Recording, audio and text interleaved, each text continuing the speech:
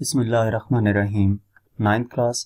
आज की वीडियो में हम चैप्टर 4 काइनेमैटिक्स के कॉन्सेप्चुअल क्वेश्चन सॉल्व करेंगे।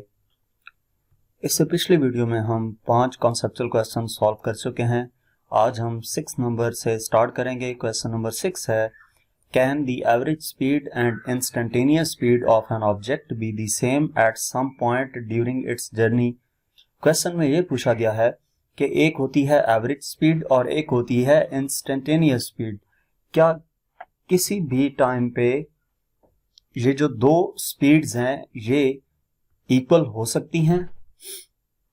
तो यस, ऐसा पॉसिबल है कि किसी ड्यूरेशन किसी ऑब्जेक्ट की मोशन के दौरान उसकी जो एवरेज स्पीड है और इंस्टेंटेनियस स्पीड है ये दोनों सेम हो।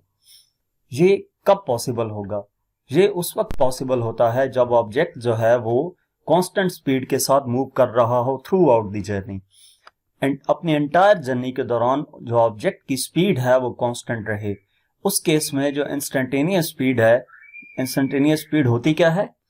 किसी भी स्पेसिफिक मूवमेंट पे, यानी कि किसी भी लम्हे आप उस ऑब्जेक्ट की स्पीड चेक करें। जैसे कार मूव कर रही है तो कार के चलते चलते आप स्पीडोमीटर पे नजर दौड़ाएं कि कार किस स्पीड से मूव कर रही है, उसको इंस्टेंटेनियस स्पीड कहते हैं। और एवरेज स्पीड जो होती है वो इक्वल होती है total distance divided by total time. तो इस तरीके से एवरेज स्पीड कैलकुलेट की जाती है और इंस्टेंटेनियस स्पीड, ये दोनों उस वक्त सेम होंगी जब ऑब्जेक्ट कांस्टेंट स्पीड के साथ मूव कर रहा हो। नेक्स्ट हमारे पास क्वेश्चन नंबर 7 है, What do we mean when we say something is falling freely? इसका क्या मतलब होता है कि जब हम कहते हैं कि कोई ऑब्जेक्ट, कोई भी चीज जो है वो फ्रीली फॉल कर रहा है। फ्रीली फॉल करने का मतलब ये है कि जो भी ऑब्जेक्ट फ्रीली फॉल कर रहा होगा उसका मतलब ये होगा कि वो under the influence of gravity move कर रहा है, यानी कि उसके ऊपर सिर्फ ग्रेविटी की अप्लाई हो रही है, ग्रेविटी के अलावा और कोई फोर्स अप्लाई नहीं हो रही। और कौन सी फोर्स नॉर्मल कंडीशंस में अप्लाई हो रही होती है? जैसे कि एयर रेजिस्टेंस है। बॉल को ऊपर से नीचे फेंकें तो उसको एयर रेजिस्टेंस का सामना करना पड़ता है। तो जब हम ये कहते हैं कि ऑब्जेक्ट फ्रीली फॉल कर रहा है तो उस टाइम जस्ट ग्रेविटी की फोर्स उसके ऊपर अप्लाई हो रही होती है। फ्री फॉल के दौरान जो ऑब्जेक्ट है वो जिस एक्सेलरेशन के साथ नीचे की तरफ मूव करता है वो acceleration 9.8 metre per second square की वैल्यू होती है उस एक्सेलरेशन की। तो ड्यू टू ग्रेविटी, वो जब कोई भी ऑब्जेक्ट फॉल करता है ग्रेविटी की वजह से, फोर्स ऑफ ग्रेविटी की वजह से, तो उस टाइम हम कहते हैं कि वो फ्रीली फॉल कर रहा है। नेक्स्ट क्वेश्चन नंबर 8 है, how much faster does a free falling object get every second? कि कोई भी ऑब्जेक्ट जो कि फ्रीली फॉल कर रहा है वो हर सेकंड में कितना फास्ट हो जाता है, हर सेकंड बाद उसमें कितनी तेजी आएगी। तो जब कोई ऑब्जेक्ट फ्रीली फॉल कर रहा होता है, फ्रीली फॉल करने का मतलब क्या होता है कि ऑब्जेक्ट जो है फ्रीली फॉल कैसे करता है, इसकी डिटेल आपको पिछले क्वेश्चन में बता दी थी। Freely fall object accelerates at a constant rate due to the force of gravity. अब जमीन के ऊपर जो एक्सेलरेशन है वो approximately 9.8 metre per second square होता है। इसका मतलब ये है कि जो ऑब्जेक्ट की वेलोसिटी है वो हर सेकंड में 9.8 मीटर पर सेकंड क्या हो जाएगी, एक्सीड कर जाएगी। हर सेकंड में 9.8 मीटर पर सेकंड ज्यादा हो जाएगी उसकी वेलोसिटी फ्री फॉल के दौरान। नेक्स्ट हमारे पास क्वेश्चन नंबर 9 है, free fall speed increases by about 10 meter per second every second.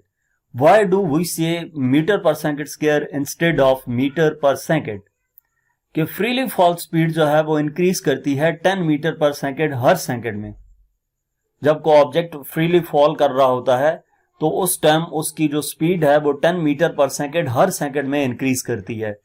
तो हम वहां पर मीटर पर सेकंड स्क्वायर क्यों यूज करते हैं मीटर पर सेकंड की जगह पे? तो अगर आप क्वेश्चन को गौर से पढ़ें, इसी में आपको इसका आंसर मिल जाता है कि 10 meter per second every second, हर सेकंड में जो वेलोसिटी इंक्रीज कर रही है वो 10 मीटर पर सेकंड है। ठीक है, कि 10 मीटर पर सेकंड स्क्वायर तो बेसिकली वो एक्सेलरेशन है जिस एक्सेलरेशन के तहत अर्थ किसी भी ऑब्जेक्ट को अपने सेंटर की तरफ खींचती है। ठीक है, तो जब कोई ऑब्जेक्ट फ्रीली फॉल कर रहा होता है तो उसका मतलब यह होता है कि उसका एक्सेलरेशन जो है वो मीटर पर सेकंड स्क्वायर में गिवन होगा, और एक्सेलरेशन की डेफिनेशन क्या है? Change in velocity divided by time, यानी कि velocity metre per second divided by time second, तो वो हमारे पास मीटर पर सेकंड स्क्वायर आ जाता है। ठीक है, तो इस तरीके से हम क्या करते हैं, जो वेलोसिटी चेंज हो रही होती है वो 10 मीटर पर सेकंड चेंज हो रही होती है हर सेकंड में। नेक्स्ट क्वेश्चन नंबर 10 है, draw a speed time graph for an object dropped from a certain height bye ignoring air effects. कि स्पीड टाइम ग्राफ ड्रॉ करना है एक ऑब्जेक्ट के लिए जो कि एक किसी हाइट से ड्रॉप किया गया है और एयर इफेक्ट को यानी कि एयर रेजिस्टेंस को इग्नोर कर देना है।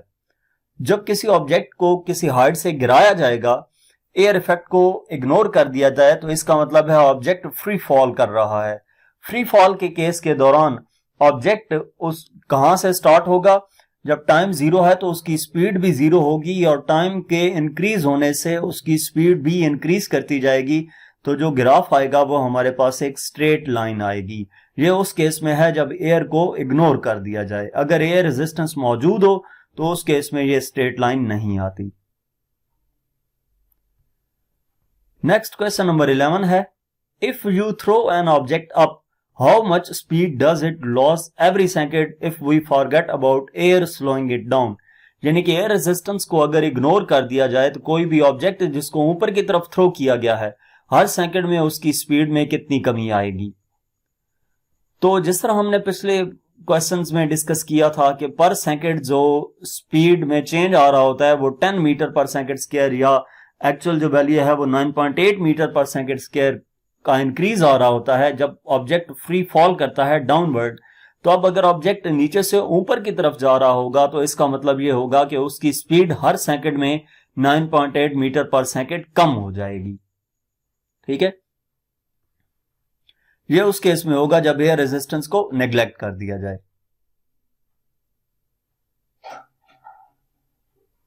ये लास्ट वाली लाइन इसमें नहीं लिखनी, ये सिर्फ इफ वही से लेकर एक्सेलरेशन तक इसका आंसर है। ये लास्ट वाली लाइन इसमें इंक्लूड नहीं करनी, क्योंकि ये जो है मैंने ब्रैकेट में यहां पर इंफॉर्मेशन दे दी थी। नेक्स्ट हमारे पास इस चैप्टर का लास्ट क्वेश्चन है, question number 12, how far will an object have fallen in 1 second if you just let it go and after 4 second. यानी कि किसी ऑब्जेक्ट को ऊपर से नीचे की तरफ गिराया जाए तो 1 सेकंड के बाद वो कितना डिस्टेंस ट्रेवल कर गया होगा और 4 सेकंड्स के बाद उसने कितना डिस्टेंस ट्रेवल किया होगा। तो जब कोई ऑब्जेक्ट फ्री फॉल करता है, फ्रीली उसको नीचे की तरफ फेंका जाता है, छोड़ा जाता है, जबकि उसके ऊपर एयर रेजिस्टेंस अप्लाई नहीं हो रही, तो वो due to gravity downward move करेगा। उस टाइम जो उसके ऊपर फार्मूला अप्लाई होगा वो D = 1/2 GT² है। ये कहां से आया है? अगर फर्स्ट जो सेकंड इक्वेशन ऑफ मोशन है S = VIT + 1/2 AT², उसमें इनिशियल वेलोसिटी 0 पुट कर दी जाए क्योंकि ऑब्जेक्ट इनिशियली 0 है, तो तब हमारे पास ये S = 1/2 GT² हो जाता है, या डिस्टेंस को हम D से रिप्रेजेंट करते हैं तो 1/2 GT² हो जाता है। अब ऑब्जेक्ट 1 सेकंड में कितना डिस्टेंस कवर कर जाएगा, तो उसके लिए हम इसमें वैल्यूज G की वैल्यू 9.8 और T 1 सेकंड है तो 1 पुट करेंगे। इसको सिंप्लीफाई करते हैं 4.9 मीटर आ जाता है, यानी कि ऑब्जेक्ट 1 सेकंड में 4.9 मीटर मूव कर जाएगा।